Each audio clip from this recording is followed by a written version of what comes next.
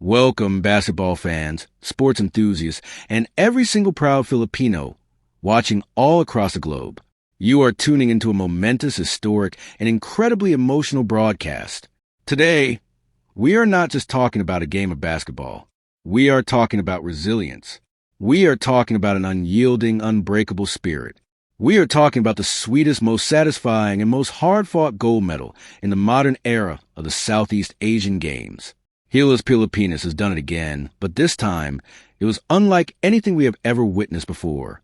Against all odds, against the host nation's hostile crowd, against a mountain of eligibility controversies, and against a daunting double-digit deficit on the scoreboard, our Gilas Pilipinas men's national basketball team has successfully defended their Southeast Asian Games crown, defeating host country Thailand with a final score of 70-64. To say that this victory was a simple defense of a title would be the greatest understatement of the year. This was a battle for respect. This was a statement to the entire region that Philippine basketball cannot be legislated out of contention, cannot be intimidated by sudden rule changes, and absolutely cannot be kept down even when pushed to the absolute brink. This championship, claimed right in the heart of Bangkok at the Nimmabucha Stadium, marks the 20th overall Southeast Asian Games men's basketball gold medal for Philippines. It is a milestone that cements a legacy, but it is the context of the specific triumph that has captured the hearts of 110 million Filipinos. Imagine the scenario. For months leading up to the 33rd Southeast Asian Games, the Philippine national team program was thrown into absolute chaos. Head coach Norman Black, a legendary figure in Philippine basketball, found himself navigating a labyrinth of newly implemented, highly restrictive eligibility rules created by the host nation. These rules were unprecedented. They banned naturalized players. They banned players who acquired their passports after the age of 16. With a single stroke of a pen, the host nation dismantled the planned Gilas Pilipinas roster. Our beloved Justin Brownlee, the hero of the Asian Games, was ruled ineligible, and Kwame was out. Remy Martin and Michael Phillips were disqualified. For different times, Coach Norman Black put together a roster, and 4 different times, he was told those players could not step on the court. It was a logistical nightmare and, frankly, what many perceived as a deliberate, calculated attempt to dethrone the perennial kings of Southeast Asian basketball. But the heart of a champion does not simply stop beating when faced with adversity. A hastily formed squad was assembled at the 11th hour. 5 Philippine Basketball Association players answered the ultimate call of duty, dropping everything to fly to Bangkok. We are talking about players who had virtually no time to build chemistry, no time to perfect the complex triangle offense, and no time to mentally prepare for a grueling international tournament. They were thrown straight into the fire. This is why this tournament has been dubbed by many as Mark V, a tribute to the 5 correlated additions, the 5-on-5 purity of the sport, and the undeniable fact that this team was marked for defeat by the organizers, yet emerged completely victorious. The gold medal game itself was a cinematic masterpiece of sports drama, playing in front of a deafening, packed arena of Thai supporters. Gilas Pilipinas looked completely disjointed in the first half. The host team, smelling blood in the water and eager to claim their first ever men's basketball gold, came out swinging. Led by Chanadib Jakawan and Emmanuel Chinidu Ejizu, Thailand capitalized on our team's lack of cohesion and built a massive 13-point lead. The scoreboard read 32-19 in favor of the hosts. The murmurs began. The doubts crept in. Was this the night the dynasty finally fell? Was this the moment the hastily assembled, heavily penalized Gilas squad finally broke under the pressure? The answer, delivered with emphatic authority in the second half, was a resounding no. Trailing 38-29 at halftime, something magical happened in the Gilas locker room. Jamie Malonzo, who had 0 points in the first 2 quarters, transformed into an unstoppable force of nature, finishing the game with a monstrous double-double of 17 points and 12 rebounds, alongside 5 steals and 3 assists. Matthew Wright caught fire from beyond the arc, sinking crucial 3-pointers to finish with 14 points. And then there was Robert Bollock, the undisputed general on the floor, who took a brutal hit to the face early in the game, but simply brushed it off. Bollock poured in 10 points, but more importantly, He orchestrated the offense, calmed the nerves, and ultimately sealed the game with ice-cold free throws in the dying seconds. This was not just a win. It was a miraculous comeback. It was a 12-3 run to open the third quarter. It was a staggering 13-0 run in the fourth quarter to take total control. It was overcoming a staggering 31 fouls called against our boys. It was an absolute masterclass in heart, hustle, and the famous Filipino concept of puso. This is the sweetest gold. This is a return to Thailand, a triumphant conquering of the very soil where the odds were stacked impossibly high against us. And let us not forget the magnitude of the day itself.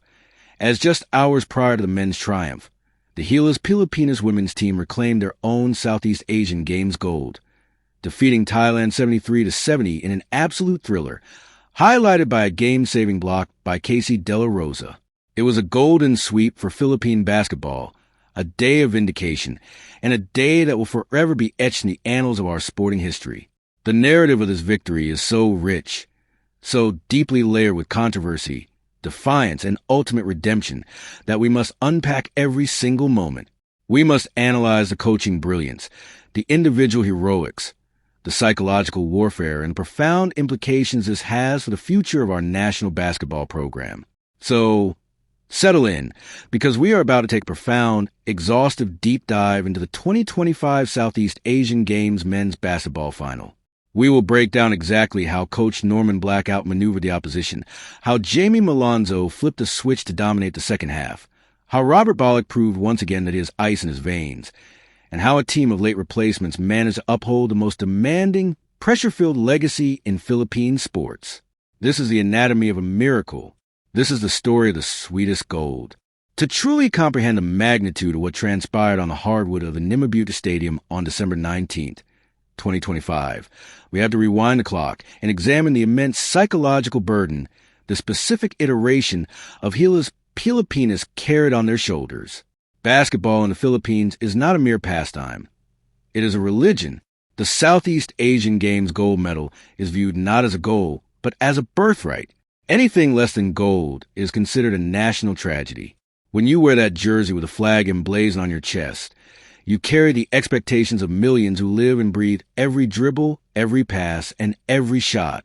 Now, inject into that pressure cooker a deliberate, systematic attempt by the host nation to weaken your roster. The revised eligibility rules were the talk of the region.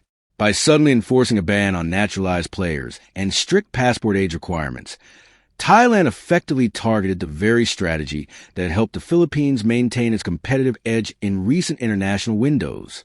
Coach Norman Black's frustration was palpable and entirely justified. Imagine spending months scouting, preparing playbooks, and building team chemistry around dominant forces like Justin Brownlee, only to be told just weeks before the tournament that your entire blueprint must be thrown out the window. The construction of this gold medal winning team was an exercise in pure triage. Coach Black had to scramble, calling in favors, asking players to sacrifice their brief off-seasons or professional club commitments to serve the flag. Matthew Wright, a seasoned sniper who has battled in numerous international campaigns, answered the call. Robert Bollock, known for his fearlessness and clutch shot-making, stepped up. Jamie Malonzo, an athletic marvel, brought his high-flying energy. They were joined by the likes of J.P. Aram, 30 Ravina, Dalf Pinopio, Ray Parks Jr., and collegiate standout Cedric Manzano. This was not a carefully curated team built over a 4-year cycle. This was a band of brothers assembled on the fly, united only by their immense talent and their burning desire to defend their country's honor. Let us break down the tactical execution of the championship game itself. The opening quarter was a nightmare scenario. Thailand, fueled by the energy of a boisterous home crowd, came out play with incredible pace and physicality. They knew that Gilas was a hastily assembled unit, and their game plan was clearly to overwhelm the Filipinos before they could find their rhythm. Emmanuel Chinidu Ejizu and Chanadib Jakawan were absolute forces in the paint, exploiting the lack of established interior chemistry in the Gilas frontcourt. Thailand's defense was suffocating, forcing turnovers and capitalizing in transition. When the score ballooned to 32-19 in the second quarter, panic began to ripple through the Philippine fan base watching back home. The offense looked stagnant. The defensive rotations were a step slow.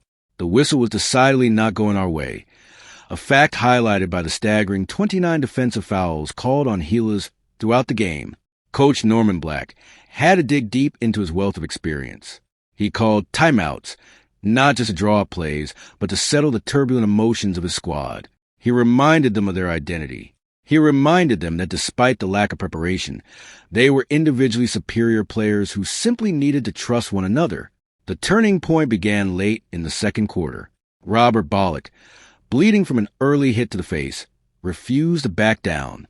He began to forcefully initiate the offense, drawing fouls and converting at the free throw line.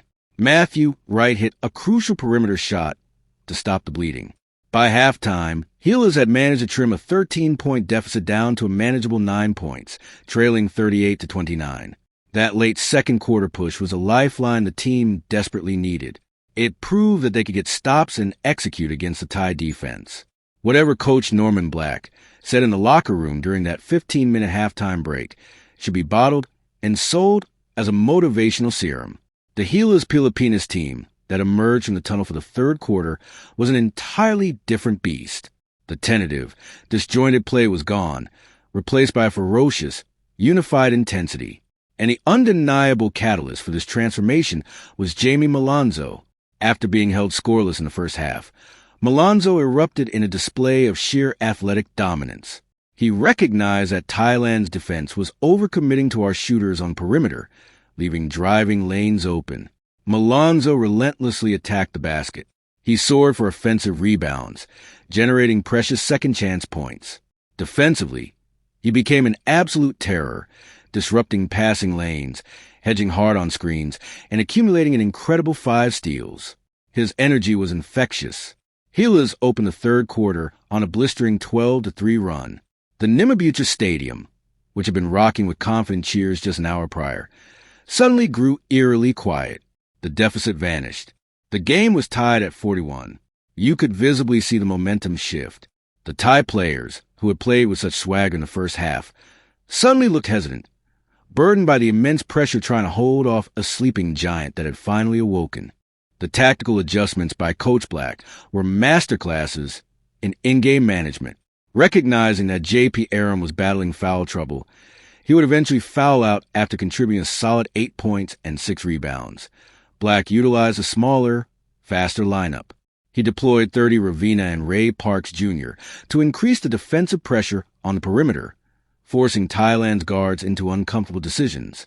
Dalf Pinocchio provided a massive spark off the bench, contributing 9 vital points and keeping the offensive tempo high when the starters needed a breather. As the game transitioned into fourth quarter, the battle became a grueling test of endurance and mental fortitude. Gilas, trailing 55-54, dug incredibly deep. They unleashed a devastating 13-0 scoring run that completely broke the spirit of the Thai defense. Jamie Malonzo capped off his run with a beautiful, slicing driving layup midway through the quarter, giving the Philippines a commanding 67-55 advantage. This was Gilas basketball at its absolute finest. Stifling defense leading to transition opportunities, unselfish ball movement, and fearless finishing at the rim. But Thailand, to their immense credit, refused to capitulate on their home floor. Facing a 12-point deficit, they mounted one final, desperate charge. They intensified their full-court press, forcing a couple of uncharacteristic Gilas turnovers. They attacked the basket relentlessly, trying to capitalize on the foul trouble of the Philippine big men. With just 1 minute and 11 seconds remaining on the clock, Thailand had miraculously trimmed the lead to just 4 points at 68-64. The atmosphere in the arena was electric. Every possession was a matter of life and death. This is where the veteran composure of Gilas Pilipinas shone brightest. They did not panic. They did not rush their shots. They milked the shot clock, executing their half-court sets with meticulous precision, ensuring that even if they missed, Thailand would have precious few seconds to counterattack. The defining moment came in the closing seconds. With Thailand forced a foul to stop the clock, the ball found its way into the hands of the man you wanted the charity stripe when the universe is on the line, Robert Bollock. With 8.1 seconds remaining, amidst a deafening chorus of boos and attempts at distraction from the home crowd, Bollock stepped up to the free throw line. He bounced the ball. He focused his gaze. He sank the first. He sank the second. Ice water in his veins. The lead was extended. The game was iced, and the gold medal was secured, 70-64. The final buzzer sounded, unleashing a wave of pure, unadulterated emotion from a Gilas bench. Players rushed the court, embracing each other in a mixture of exhaustion and exhilaration. Coach Norman Black, a man who has won countless championships in his illustrious career, could be seen visibly moved. When interviewed shortly after the game, Coach Black explicitly stated that this 2025 Southeast Asian Games gold medal ranks as the absolute #1 achievement of his career. He cited the 4 months of uncertainty, the chaotic roster changes, the confusing eligibility rules, and the sheer adversity his team had to overcome. When you've gone through what we've gone through to get up to this point, adversity doesn't seem that hard, Black reflected. We basically just go out and fight and pull together. Let us analyze the statistical anomalies of this game, because they tell a fascinating story. Thailand attempted an incredible 37 free throws in this game, a direct result of the 31 fouls called against Gilas Pilipinas. Yet, Thailand only converted 26 of those attempts, shooting a mediocre 70% from the line. That failure to capitalize on free points was a crucial factor in their demise. On the flip side, Gilas played incredibly disciplined basketball down the stretch, avoiding the kind of fouls that would have given Thailand an easy path back into the game during the final minute.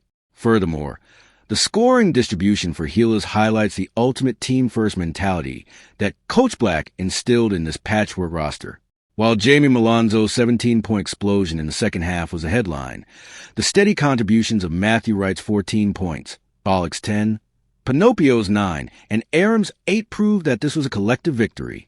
Even players like Cedric Manzano, who chipped in 4 points, provided incredibly valuable minutes when the team was desperate for front-court presence. Every single point, every single rebound, and every single defensive stop was absolutely vital in a game decided by just 6 points. This victory also serves as an incredible redemption arc following the struggles of the national team program in other recent international windows. While Gilas had faced shooting woes and consistency issues in the FIBA World Cup Asian qualifiers earlier in the year, this SEA game performance proved that the fundamental DNA of Philippine basketball, the grit, the puso, the ability to perform under the brightest lights, remains completely intact. It validated the talent of the PBA players who stepped up at the last minute, proving that the depth of Philippine basketball is profound enough to withstand even the most extreme administrative roadblocks thrown their way by opposing federations. As we begin to wrap up this extensive coverage of what will undoubtedly go down as one of the most legendary games in Philippine sports history, we must take a moment to reflect on the broader implications of this golden triumph. December 19th, 2025 will forever be remembered as a day of absolute basketball supremacy for the Philippines. It was a day where both our men and our women stood atop the podium, draped in gold, proudly singing Lupang Hinirang on foreign soil. The victory of the Gilas Pilipinas women's team, holding off Thailand 73-70 earlier in the day, set the stage. The women's team completed a flawless, undefeated run in the tournament, reclaiming the gold they had briefly lost, and securing their 3rd title in the last 4 editions of the SEA Games. Casey Dela Rosa's spectacular defensive blocks, Afro Bernardino's veteran leadership, and the clutch free throw shooting of Chak Cabinbin proved that the women's program is a juggernaut in its own right. When the men took the floor hours later, they were not just playing for themselves. They were playing complete the sweep, to ensure that the narrative of Philippine basketball dominance remained totally unbroken across the board. What makes this specific men's gold medal so sweet, the Mark V triumph, is a message it sends to the rest of the region and to the world. It says that you cannot beat the Philippines in basketball in the boardroom. You cannot beat us by changing the rules at the midnight hour. If you want to take the crown, you have to do it on the 94 feet of hardwood. You have to outshoot us, out-rebound us, and out-hard us. And as Thailand learned the hard way in front of their own stunned fans, that is a nearly impossible task when the Filipino spirit is ignited. This gold medal is a testament to the brilliance of Coach Norman Black. He absorbed the stress, the confusion, and the sheer administrative chaos of the preceding 4 months, shielding his players from the noise. He took a group of individuals, many of whom had never played significant minutes together in an international setting, and forged them into a cohesive, unstoppable force in a matter of days. His ability to make real-time, high-stakes adjustments, like deploying a smaller, quicker lineup to counter Thailand's physicality in the second half, is why he is a Hall of Fame tactician. Calling this his #1 career achievement speaks volumes about the mountainous difficulty of the task he accomplished. To Jamie Malonzo, who went from 0 points at halftime to the undisputed hero of the game, your performance will be watched and rewatched by aspiring basketball players across the archipelago. You showed what it means to flip the switch, to refuse to be defeated, and to physically dominate a game when your country needs you most. To Matthew Wright and Robert Bollock, the seasoned veterans who provided the steadying hand, the clutch shooting, and the unflappable composure in the dying moments, your legacy in the Gilas uniform is forever secured. You are the embodiment of cold-blooded execution under pressure. And to the fans, the millions of Filipinos who stayed glued to their screens, who agonized over every missed shot in the first half, and who celebrated wildly during the magnificent third-quarter run. This victory belongs to you as well. The players felt your energy. When Robert Bollock stepped to the free-throw line to ice the game, he was not just shooting for the 5 guys on the floor.